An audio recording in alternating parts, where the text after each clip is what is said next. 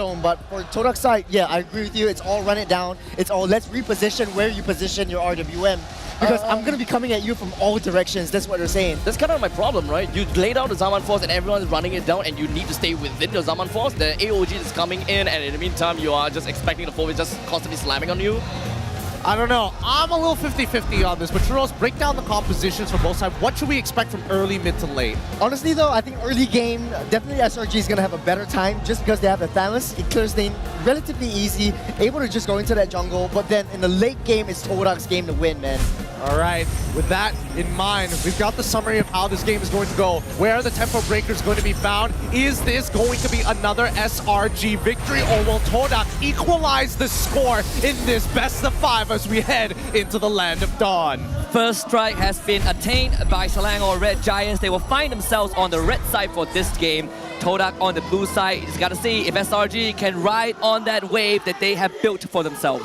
All right, let's jump right into this. TODAK going to be on the blue side this time against SRG on the red side here. Now, Abstract, do you agree with Churros on this one? Because I feel like as much as both of these compositions will roughly want to scale, I do feel bad for Crab. He is going to fall off pretty hard compared to the rest of his team. One thing's for sure, right? When it comes down to Thanos, you beat the lane pretty hard. And of course, when it comes down to the early stages, you want... Oh, no, not early stages. All stages. You want to brawl. You want to make sure that you will run it down, same like what TODAK is doing. But in the meantime, it is all about crowd control that really halts Cram's potential. So if anyone were to just kind of stop him, there's really not much that a sitting Thanos will be able to do with the Cauldron Inferno up.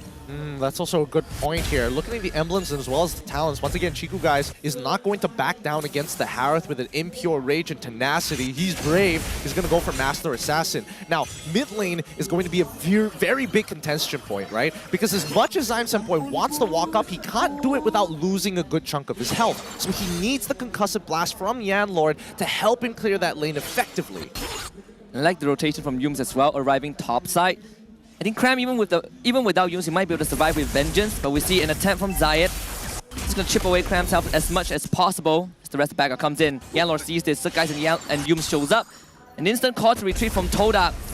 Maybe they are deciding otherwise. Yanlord has a torn opportunity. Sekys gets caught. Good Spear of Alpha to negate that. Very good buffer. Very good buffer. I think at this point, I don't know, that was a bit of a weird decision, right? I don't think they have enough damage to effectively take somebody out just yet, especially with the Phoveus, right? He doesn't have his ult to get that big burst of damage, and I think the base damage from Yanlord, yes, it's high, but he kind of needs that meter to build up. Again, trading blows on the top side as Turtle has just spawned. SRG would take priority. Yums and Yanlord have been helping on the XP laners for majority of the first 2 minutes, so level 4 is still basically a full minion wave away. SRG really seems to really prioritize the Cauldron Inferno for very good reasons, right? In the early stages of the game, that is what you want for thick HP. RWM from Stormy really wants to take out Yanlord. Revitalize keeps him alive. Here comes Momo. Yums gets slammed on. First blood for Momo. Zyme Senpai now unleashes the stolen RWM. It's going to be TODAK finding the first kill. Oh, that's a little unfortunate. What an unfortunate way to die. He had Flicker available, just again, really believe that the Guiding Winds would have been enough. Level 5 for both jungglers, but even a kill on the bottom side. It's going to be a trade for sure, right? Zayed? Maybe not. Oh! Innocent survives death. Honestly, now, since we were talking about the Cram for a bit, you know, when it comes down to Thanos, I'm not particularly a very big fan of the Thanos in this game, right? When it comes down to the 1v1 laning, sure, you kind of win a little bit, but you don't exactly beat Momo, especially once Momo is level 4. All the untargetable moments, you literally have got 0% to hit in order to make full use of your Cauldron Inferno. And if picking up the Vengeance as well, you don't really have a claw on the opposite side. Wow, so flicker in from Momo, still Cram. Take the turtle. They jump on the Stormy. Stormy gets away with the Cyclone Eye. Cram now. He's a beast. Hell unleashed. Yums takes out Yanlord. SRG thinking of one more. They can't find it, but it's good enough.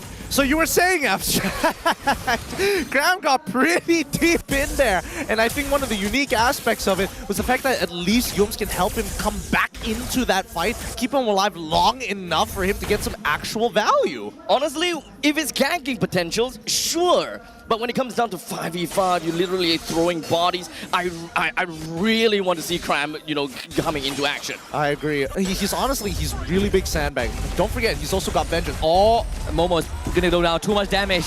Way too much. Overwhelming. Three-man gang topside, finds the kill. Yum soaks up the XP mid. Yanlord invades the jungle. It's gonna take some space up, but I want to kind of bring attention while Yum's gonna go down. But with Innocent finding their solo kill on Chiku, guys, is that going to be a tipping scale for SRG? We're gonna have to see the gold difference first. I think if there's 1,000 gold difference, yes, it's basically done for Chiku, guys, until he gets like maybe 3-4 items. But at this point, we've seen Innocent come back from deeper deficits as well. So I would like to imagine that yes, it's pretty much over for Chiku, guys, but it's not completely over based on the game state.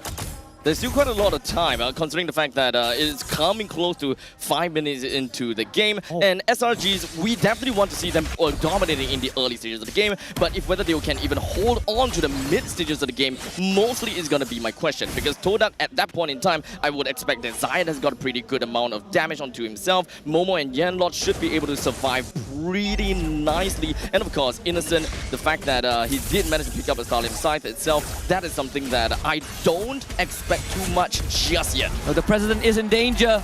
The presidential model vehicle is just not enough. That's a second kill on the Chiku, guys.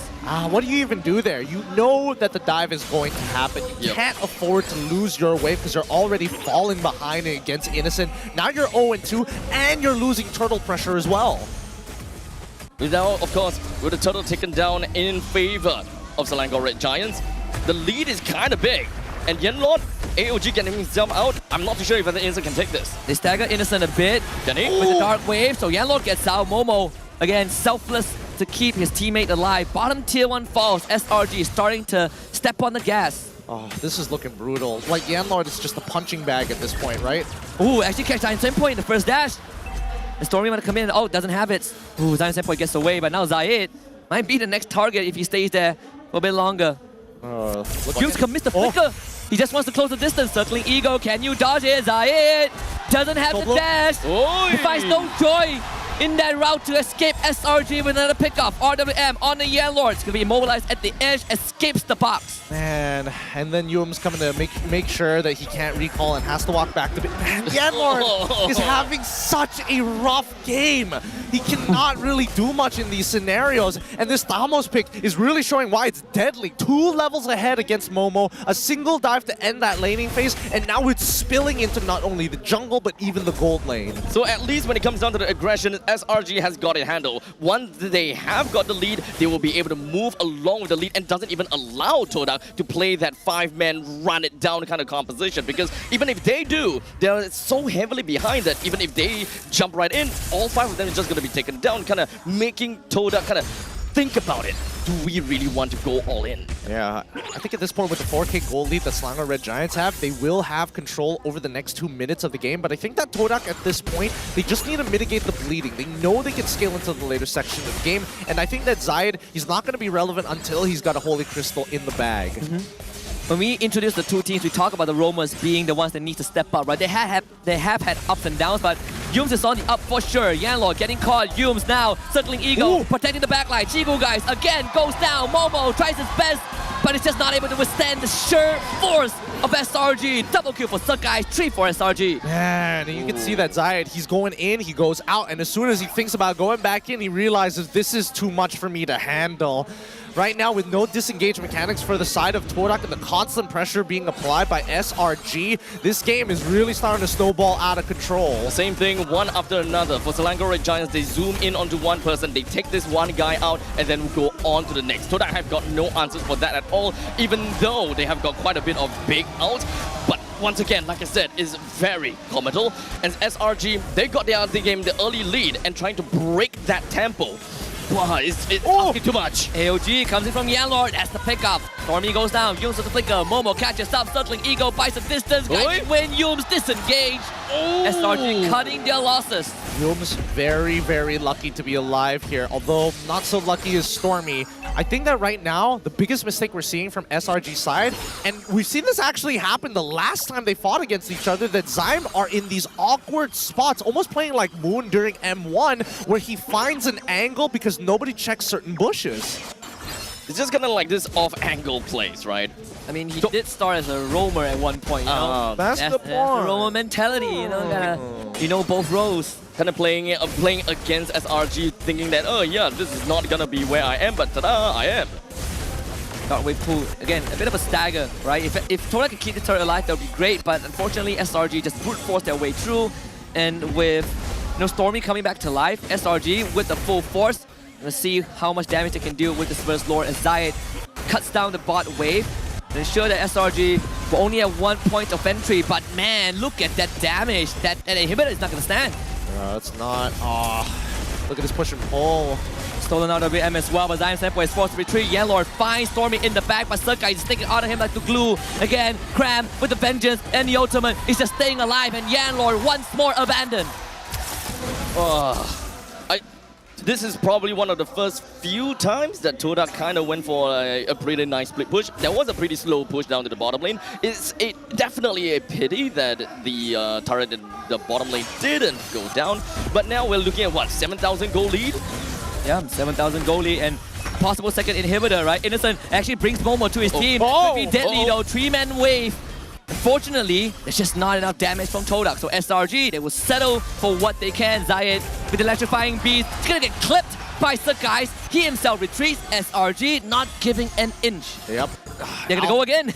They didn't comment in that fight at all. I mean, 3-man got hit by Momo's S2, but they didn't want to go for it. Man, RWM again. It's all about structures, right? Holy Crystal for Innocent. What are you gonna do about that? This is not looking good. This is snowballing too fast. Yeah. And I've never, like, honestly, the embodiment of gas. This is what it looks like, man. This is really gas. I thought that TODAK is the one that wanted to go, want to step on the pedal and just floor it, but still, Selangor Red Giants still have got the early game, and they took control from minute 1. I want to quickly draw a parallel, right? When we saw TODAK go up against Vamos in that best of 5 earlier on, this is kind of the exact situation that TODAK was forced into. They don't really like to constantly brawl. Vamos made them play that gas game, and I think SRG have picked that up. They're making TODAK fight when TODAK feels like, man, I want to take a breather, but SRG are just running at me. Now I've completely lost control. I love it. I personally love it because at least Cram gets to play the game. Yums can be a little flexible in between, but you can see the raw confidence from Sekys on an alpha past level 12. His ult is on a really short cooldown timer, so he doesn't mind just throwing it out just for fun, knowing that Yums has the guiding wind. In fact, the Cram is just standing in front of everyone, right? Menacingly, RWM, Momo flickers in, only finds Sekys, Yellow to the back, cannot find anyone, but Stormy will be stepped on by Zayed. Electrifying Beast takes him out, but Momo sacrificed, and now double kill for Zayed. That's the fight for TODAK.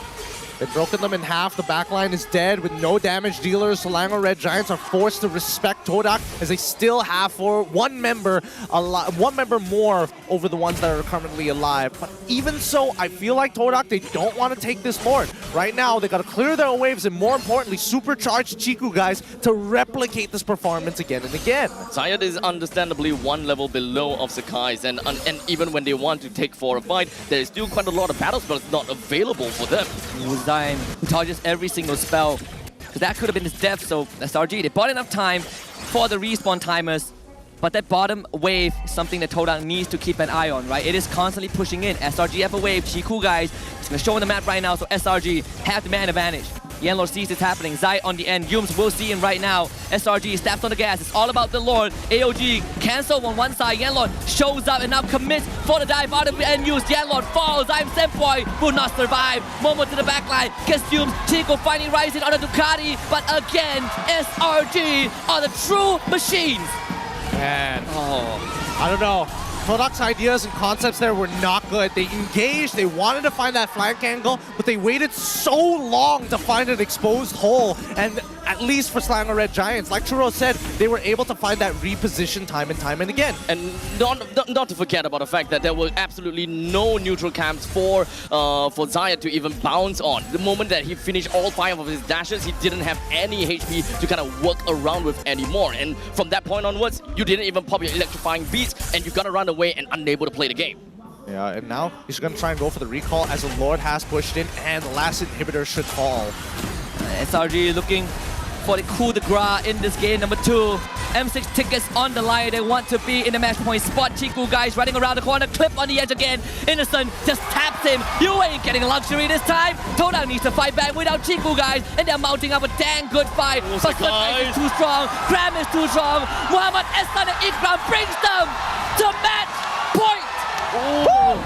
Unkillable machine from the side of Sekys. God, what a play. What a game coming out from SRG's side. It feels like they got underneath TODAK's skin, and I think now TODAK have to take a real long sit down and think about it. You can see even Cram so excited, bumping the top of his knees underneath that table, and TODAK, they're not bummed about it. They know for a fact this was something else.